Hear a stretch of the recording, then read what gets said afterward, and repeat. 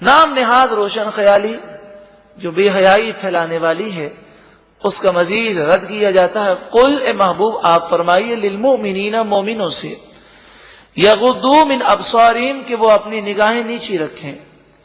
مفسرین فرماتے ہیں اس سے مراد یہ ہے کہ اپنی نگاہ سے وہ چیز نہ دیکھے جس کے دیکھنے سے اللہ اور اس کے رسول نے منع کیا۔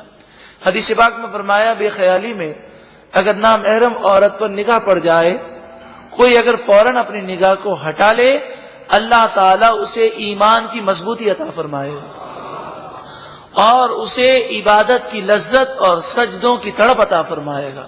تو اگر ہمیں عبادت کا ذوق و شوق نہیں ملتا تو اس کی بہت بڑی وجہ ہماری بدنگاہی بھی ہے۔ وَيَحْفَظُوا فُرُوجَهُمْ اور اپنی شرمگاہوں کی حفاظت کرو، اس لیے کہ جب نگاہ کی حفاظت ہوگی، کان کی حفاظت ہوگی، تو پھر ذہن بھی پاکیزہ رہے گا، دل بھی پاکیزہ رہے گا اور بڑے گناہ کا کوئی خیال بھی اس کے ذہنوں میں نہیں آئے گا۔ اور جب نگاہ گندی ہو جائے گی، ذہن گندا ہو جائے گا، پھر وہ کہے کہ نماز کے اندر مجھے مکے مدینے کا تصور ہو تو یہ بہت مشکل ہوگا۔ جو انسان دیکھتا ہے اس کے اثرات اس کے دل پر پڑتے ہیں۔ امام غزالی علیہ رحمہ فرماتے ہیں بدنگاہی اس قدر بڑا خطرناک جرم ہے کہ بسا اوقات ایک ہی نظر سے انسان کا دل ہمیشہ کے لیے مردہ ہو جاتا ہے۔ اس لیے ڈرنا چاہیے۔ یہ وہ آیت کریمہ ہے کہ مسلمان سپہ سالار نے جب بیت المقدس کی فتح میں حضرت ابو عبیدہ بن جراح نے اس آیت کریمہ کی تلاوت کی تھی تو نقشہ ہی بدل گیا تھا۔ عیسائیوں نے ایک سازش کی کہ بیت المقدس شہر کا جو دروازہ تھا وہ انہوں نے کھولا اور کھولنے سے پہلے شہر کے اندر دروازے سے متصل ایک بازار قائم کیا جس میں عجیب و غریب چیزیں تھیں، اور خواتین جو عیسائیوں کی بے حیا عورتیں تھیں وہ بے حیائی والا لباس پہن کر سامنے اس بازار میں کھڑی ہو گئیں، کوئی مرد نہیں تھا۔ جیسے ہی حضرت ابو عبیدہ بن جراح لشکر لے کر دروازے کے اندر داخل ہوئے، آپ کو جب یہ علم ہوا کہ نعوذ باللہ من ذالک مسلمانوں کو ذہنی طور پر گندا کرنے کی کوشش ہے، تو آپ سازش سمجھ گئے، فوراً ایک پتھر پر کھڑے ہو گئے اور آپ اس آیت کریمہ کی تلاوت بلند آواز سے کرنے لگے۔ قل للمؤمنین یغضوا من ابصارہم ویحفظوا فروجہم، اے محبوب آپ مومنوں سے فرما دیجئے کہ وہ اپنی نگاہوں کی حفاظت کریں۔ صحابہ کرام تو صحابی تھے، قرآن پر عمل کرنے والے تھے، انہوں نے ایسی نگاہ جھکائی کہ کہتے ہیں ہمیں پتہ ہی نہیں کہ بازار میں کیا تھا۔ اس سے معلوم یہ ہوا کہ زمانہ قدیم سے دشمنان اسلام مسلمانوں کو بے حیا کر کے ان کی طاقت ان کی قوت کمزور کرنا چاہتے ہیں۔ آج بھی یہی سازش ہے۔ اگر آپ اس پر مزید معلومات حاصل کرنا چاہیں اور حاصل کرنی چاہیے تو یہ کیسٹ ضرور سنیں، دور حاضر کا مہلک مرض، دور حاضر کا مہلک مرض۔ اس میں یہ بتایا گیا ہے کہ دشمنان اسلام کی ایجنسیاں کس طرح مسلمانوں میں بے حیائی عام کرتی ہیں۔ آپ یہ ضرور کیسٹ سنیں۔ اللہ رب العالمین مسلمانوں کو نگاہوں کی اور ذہنی اور قلبی پاکیزگی عطا فرمائے اور بے حیائی پھیلانے والوں کو اللہ تعالی ہدایت عطا فرمائے اور بے حیائی کے سیلاب سے ہمیں اور ہماری نسلوں کو اللہ رب العالمین محفوظ فرمائے۔ ارشاد فرمائے قل اے محبوب آپ فرمائیے للمؤمنین مومنوں سے یغضوا من ابصارہم کہ وہ اپنی نگاہیں نیچی رکھیں، اپنی نگاہوں کی حفاظت کریں۔ امام جلال الدین سیوطی علیہ رحمہ اپنی مشہور و معروف تفسیر در منصور 5ویں جلد صفحہ نمبر 72 پر لکھتے ہیں اس آیت کریمہ کا شان نزول کہ یہ آیت کیوں نازل ہوئی، کس موقع پر نازل ہوئی۔ فَنَظَرَ إِلَىٰ إِمْرَأَةٍ وَنَظَرَتْ إِلَيْهِ، ایک مسلمان مرد نے ایک عورت کو دیکھا اور اس عورت نے اس مرد کو دیکھا۔ اِذْ اسْتَقْبَلَهُ الْحَائِطُ فَشَقَّ أَنْفُهُ، پھر وہ وہاں سے چلا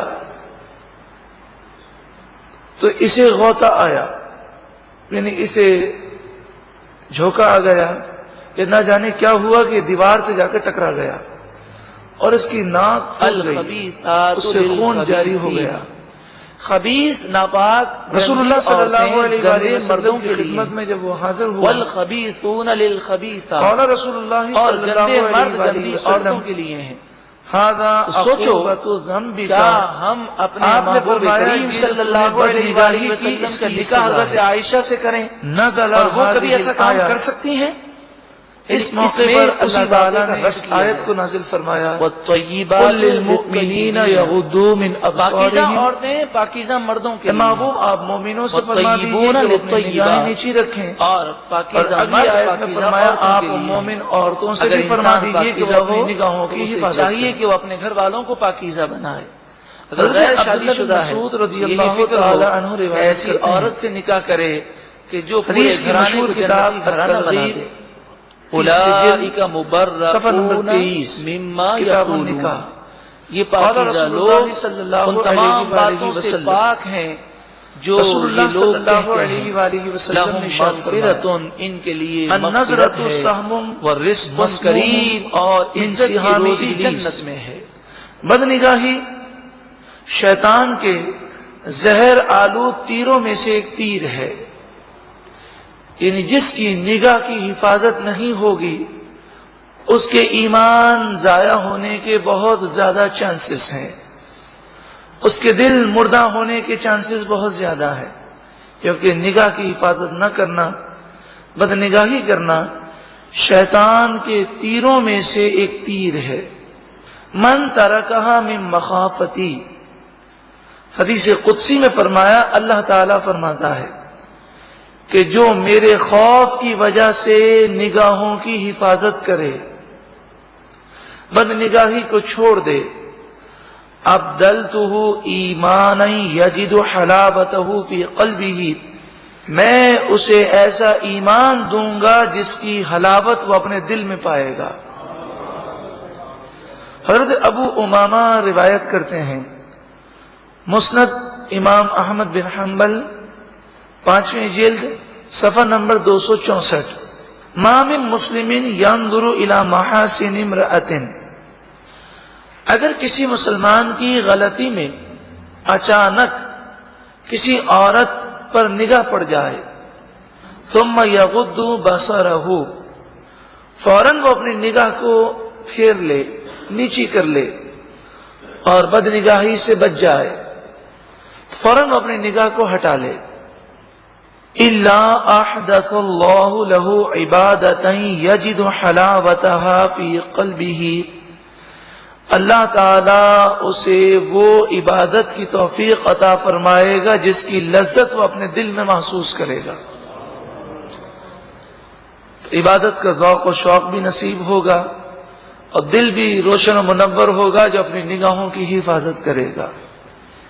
حضرت ابو ہریرہ رضی اللہ تعالی عنہ روایت کرتے ہیں، رسول اللہ صلی اللہ علیہ وآلہ وسلم نے فرمایا، کل عین باقیۃ یوم القیامہ، قیامت کے دن ہر آنکھ رو رہی ہوگی اور ندامت کے آنسو بہا رہی ہوگی، الا عین غضت عن محارم اللہ، نامحرم عورتوں یا نامحرم مردوں کو دیکھنے سے جو آنکھ محفوظ رہی اسے شرمندگی کا رونا نہیں ہوگا، یعنی وہ آنکھ اللہ کے دیدار سے منور ہوگی، قیامت کے دن ندامت کے آنسو نہیں بہا رہی ہوگی۔ عین کفت عن محارم اللہ، جو اپنی آنکھ کی حفاظت کرے گا اللہ تعالیٰ اس آنکھ کو جہنم سے محفوظ رکھے گا، اور جس کی آنکھ محفوظ رہے گی وہ پورا جہنم سے محفوظ رہے گا۔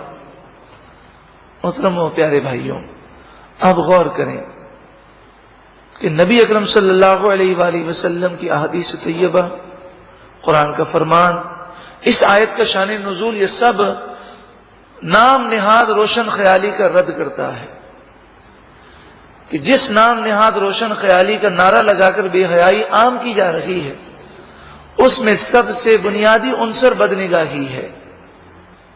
اللہ اور اس کے رسول اس کی مذمت فرما رہے ہیں، یہ دنیا مختصر ہے، ایک نہ ایک دن ہمیں مر جانا ہے۔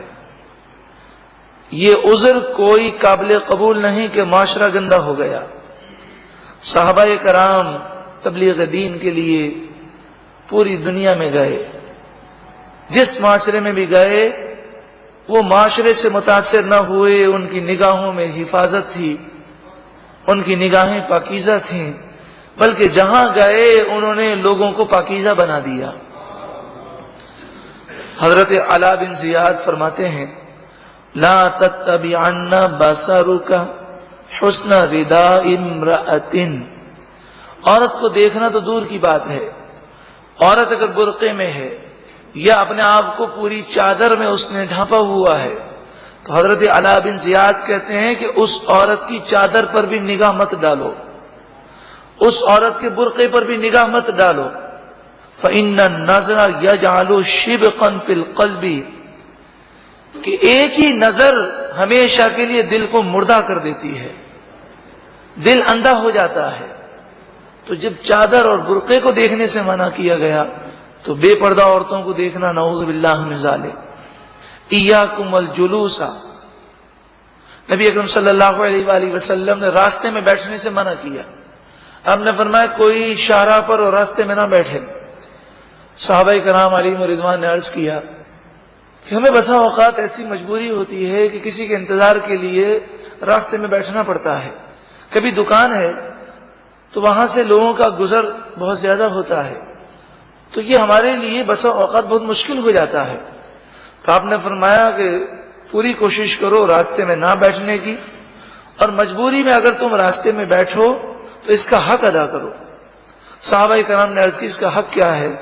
آپ نے فرمایا غض البصر، کف الاذى، رد السلام، الامر بالمعروف والنہی عن المنکر۔ آپ نے فرمایا راستے کے 5 حق ہیں، سلام کرنا، سلام کا جواب دینا، تکلیف دہ چیز کو مسلمانوں سے دور کرنا، نیکی کا حکم دینا، برائی سے روکنا، اور فرمایا غض البصر، اگر راستے میں بیٹھتے ہو تو اپنی نگاہوں کو نیچا رکھو اور نگاہوں کی حفاظت کرو۔ اللہ رب العالمین ہم سب کو نگاہوں کی اور دلوں کی پاکیزگی نصیب فرمائے۔ وَيَحْفَظُوا فُرُوجَهُمْ، اور اپنی شرمگاہوں کی حفاظت کرو۔ جب نگاہ کی حفاظت ہوگی، جب کان کی حفاظت ہوگی، جب زبان کی حفاظت ہوگی تو پھر ذہن بھی پاکیزہ ہوگا، دل بھی پاکیزہ ہوگا، اور ایسے برے خیالات کبھی نہیں آئیں گے، اور انشاءاللہ نور قرآن پاک سے منور ہو جائیں گے۔ اگر بالفرض غلطی میں اچانک کبھی نگاہ پڑ بھی گئی تو جس کی نظر میں موت کا گڑا ہو، جسے آخرت کی فکر ہو، جس پر جہنم کا خوف طاری ہو، اس کے ذہن میں کبھی برا خیال آ ہی نہیں سکتا۔ ذالک ازکا لہم، یہ ان کے لیے بہت ستھرا ہے۔